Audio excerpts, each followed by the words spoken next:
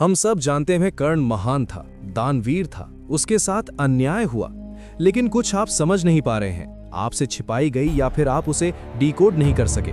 आज हम बात करने वाले हैं कर्ण के जीवन से जुड़ी सबसे दिलचस्प और गहराई वाले हिस्से की, जिसे कोई भी सुनना पसंद नहीं करता है। अगर आप भी कर्ण के प्रति संवेदना रखते हैं तो इसे अंत तक जरूर देखें, क्योंकि ये आपकी आंखें खोल कर रख देगा।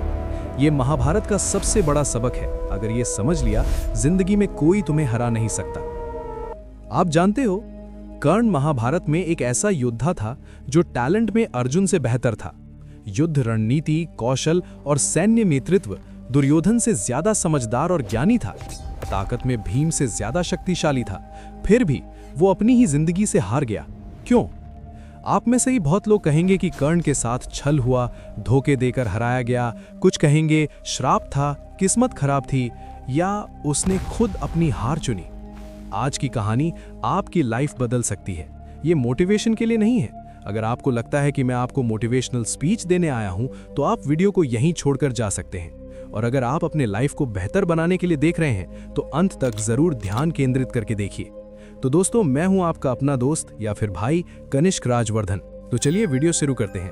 कर्ण एक ऐसा महान योद्धा जिसने कृष्ण को भी नियम तोड़कर मारने पर मजबूर कर दिए, जिसे जन्म से ही ठुकरा दिया गया, मां ने छोड़ दिया, समाज ने अपमान किया, कभी भी एक योद्धा के रूप में सम्मान नहीं दिया। गुरु ने शिक्षा देने से इनकार कर दिया, और दिए भी तो साथ में श्राप भी दे दिया।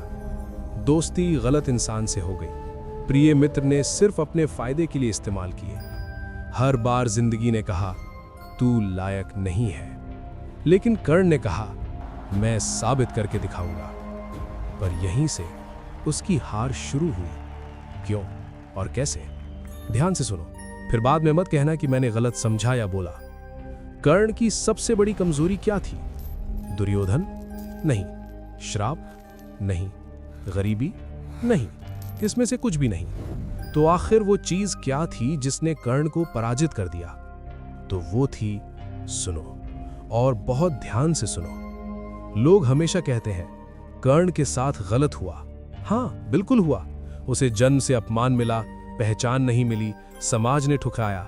लेकिन अब मैं तुमसे एक असहज सवाल पूछता हूं। अगर गलत होना ही हार का कारण है, तो फिर कृष्ण क्यों नहीं हारे? सोचो, उनकी कहानी तो कर्ण से भी ज्यादा क्रूर थी। जन्म से पहले ही मौत उनका इंतजार कर रही थी। मामा कंस उन्हें मारने के लिए तैयार बैठा था। जन्म जेल में हुआ, माँ बाप से दूर हो गए। बचपन में खिलौने नहीं, हत्यारे भेजे गए। कोई गुरु नहीं, कोई सुरक्षा नहीं। फिर भी कृष्ण ने कभी ये नहीं कहा मेरे साथ गलत हुआ है इसलिए मैं मजबूर हूं। कभी नहीं। कर्ण ने दर्द को बहाना बनाया, कृष्ण ने दर्द को हथियार बनाया। कर्ण हर फैसले में सोचता रहा दुनिया मेरे खिलाफ है। कृष्ण हर फैसले में सोचते थे अब चाल क्या चलनी है। यही फर्क है। विक्टिम सोचता है वाई मी, लीडर सोचता है नाउ व्हाट नेक्स्ट। और याद रखना, जिंदगी किसी के साथ न्याय नहीं करती, लेकिन इतिहास हमेशा उसी का बनता है जो रोता नहीं, रणनीति बनाता है। और यहां एक बात साफ कर लो, कहीं ये मत कहना कृष्ण तो भगवान थे, उनके लिए आसान था। नहीं, बिल्कुल नहीं। हाँ, कृष्ण विष्णु के अवतार थे, लेकिन सुनो ध्यान से, हर अवतार को भी गुरु चाहिए होता है। हर अवतार को शिक्षा मिलती है, प्रशिक्षण मिलता है, तभी वो अपने उद्देश्य को पूरा करता है। लेकिन कृष्ण के साथ क्या हुआ?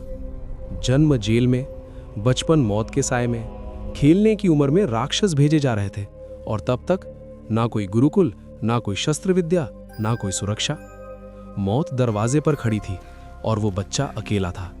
फिर भी कृष्ण ने कभी अतीत को रोया नहीं। उन्होंने कभी ये नहीं कहा मेरे साथ इतना गलत हुआ। उन्होंने सिर्फ एक सवाल पूछा, मेरा उद्देश्य क्या है? और वहीं से फर्क पैदा होता है। कर्ण अतीत में फंसा रहा, कृष्ण भविष्य में जीते रहे। कर्ण सोचता रहा मुझे सम्मान नहीं मिला, कृष्ण सोचते रहे मुझे इतिहास बदलना है। और फिर आती है कर्ण की सबसे बड़ी गलती। उसने दोस्ती की, लेकिन गलत इंसान से। दुर्योधन ने उसे सम्मान दिया, लेकिन वो सम्मान नहीं, एक जाल था। धीरे धीरे कर्ण उस जाल में फंसता गया, हर गलत काम को जस्टिफाई करता गया। क्यों? क्योंकि उसके दिमाग में एक डर बैठ गया था, अगर मैंने दुर्योधन को छोड़ दिया तो दुनिया मुझे गद्दार कहेगी।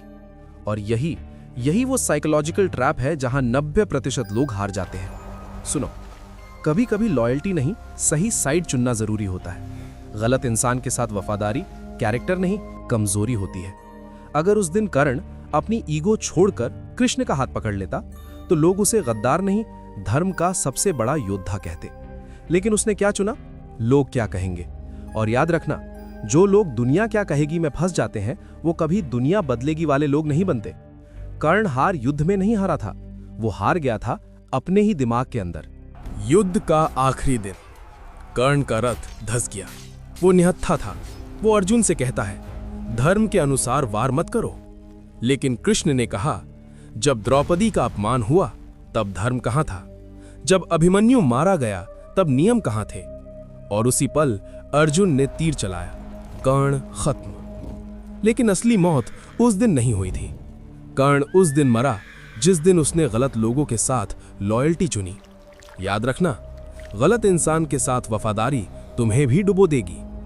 साइकोलॉजी कहती है, आपका एनवायरनमेंट आपकी आइडेंटिटी बनाता है। इसलिए अगर तुम गलत और अधर्म के साथ रहोगे तो हीरो होकर भी हारोगे। और यही गलती आज 90% युवा कर रहे हैं। आज हम भी कहते हैं, मेरे पास रिसोर्सेज नहीं, मेरा बैकग्राउंड वीक है, सिस्टम खराब है, लक खराब है। पर सच सुनना चाहते हो? कर्ण के पास अर्जुन से ज्यादा टैलेंट और पावर था, फिर भी वो हारा। क्योंकि टैलेंट और पावर नहीं, डिसीजंस जीतते हैं। अब सवाल, हम क्या करें? कृष्ण की स्ट्रैटेजी समझो। इमोशन से नहीं, लॉजिक से डिसीजन लो। सिंपैथी नहीं, सेल्फ रिस्पेक्ट रखो। टैलेंट नहीं, राइट साइड चूज करो। क्योंकि लाइफ इज कुरुक्षेत्र और हर दिन तुम किसी साइड में खड़े हो। न्यूट्रल रहने का ऑप्शन नहीं है। अगर कर्ण ने दुर्योधन की जगह कृष्ण को चुना होता तो इतिहास बदल जाता। और अगर तुमने आज सही माइंडसेट चुन लिया, तुम्हारी पूरी जिंदगी बदल सकती है। चॉइस अभी है। तो अगली बार जब जिंदगी अनफेयर लगे तो कर्ण मत बनना, कृष्ण बनना, स्ट्रैटेजी से जीतना। अगर ऐसी ही असली जिंदगी बदलने वाली रियल महाभारत पर वीडियो चाहते हो तो अभी सब्सक्राइब करो, क्योंकि अगली कहानी है क्यों कृष्ण कभी हारते नहीं थे।